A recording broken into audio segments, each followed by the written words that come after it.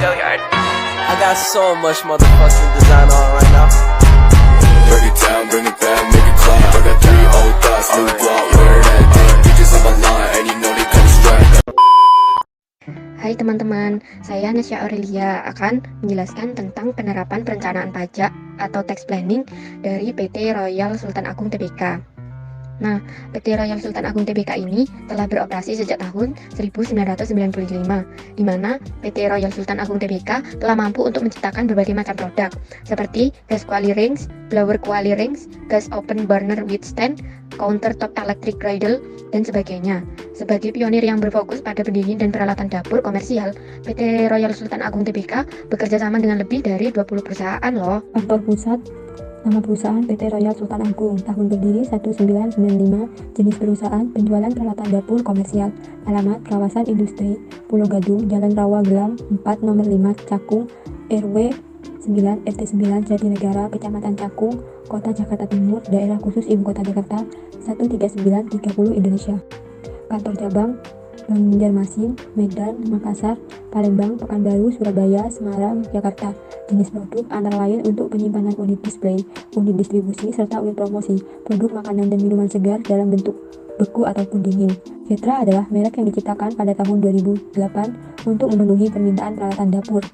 Peralatan yang kami sediakan antara lain fungsi persiapan makanan, memotong, menggiling, mengiris, mencampur bumbu, mengeringkan, memasak, menggoreng, merebus, dan memanggang. Baik, selanjutnya yaitu ada visi dan misi perusahaan PT RSA. Visi perusahaan PT RSA yaitu kami bertujuan untuk menjadi penyedia pendingin komersial dan dapur adalah peralatan paling lengkap, andal, dan dilengkapi dengan pro teknologi terkini di Indonesia.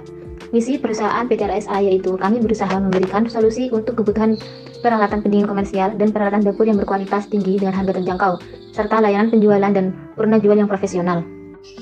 Selanjutnya yaitu terdapat perhitungan PPh pasal 21 dibayar perusahaan PT RSA.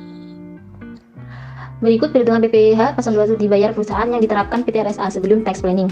Diketahui beban biaya PPh pasal 21 PT RSA pada tahun 2015 adalah sebesar Rp18.335.606.000 dengan menggunakan metode PPh pasal 21 dibayar oleh perusahaan.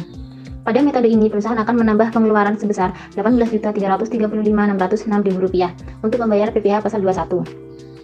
Secara fiskal, penyesuaian akan dilakukan dengan melakukan koreksi positif dengan mengurangkan biaya PPh pasal 21 dari elemen biaya pada perhitungan pajak penghasilan badan, karena biaya tersebut tidak diakui secara fiskal. Sehingga lembaga fiskal yang didapatkan akan naik dan pembayaran pajak akan bertambah karena koreksi positif tersebut. Selanjutnya yaitu ada metode perhitungan PPh pasal 21 jika di gross up perusahaan.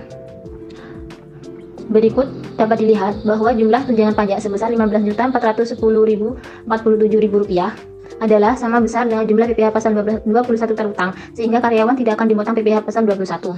Karena seluruh PPh pasal 21 kini ditanggung oleh perusahaan dalam bentuk tunjangan pajak. Namun, harus diingat, pada metode gross up, biaya tambahan yang dikeluarkan oleh perusahaan dalam bentuk tunjangan pajak ialah paling besar dibanding dengan alternatif lainnya.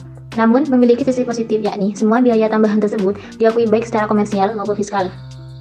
Pemilihan metode gross up PPh pasal 21 ini dalam perencanaan pajak adalah dengan mengeluarkan tunjangan makan dan tunjangan pulsa yang akan menyebabkan penghasilan kena pajak pun berkurang.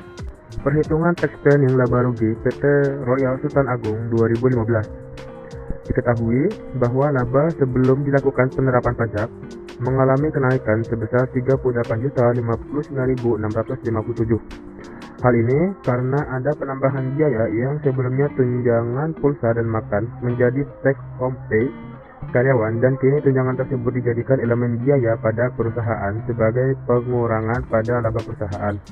Dan pada PPh pasal 21 terutang kini dibebankan ke perusahaan sebesar Rp15.410.047. Jumlah laba setelah penerapan perencanaan pajak adalah sebesar Rp2.477.469.330, lebih kecil dibandingkan laba alternatif perhitungan dan pemotongan dibayar perusahaan.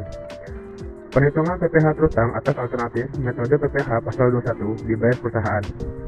Dengan menggunakan metode PPh pasal 21 dibayar perusahaan, jumlah PPh terutang yang wajib dibayarkan oleh PT Royal Sultan Agung adalah sebesar Rp358.105.833. Setelah PT Royal Sultan Agung melakukan perencanaan pajak dengan menggunakan metode PPh pasal 21, di gross up biaya dan PPh pasal 21 dengan metode tersebut adalah sebesar 15.410.047 dan PPh total yang wajib dibayarkan PT Royal Sultan Agung adalah sebesar 349.936.257.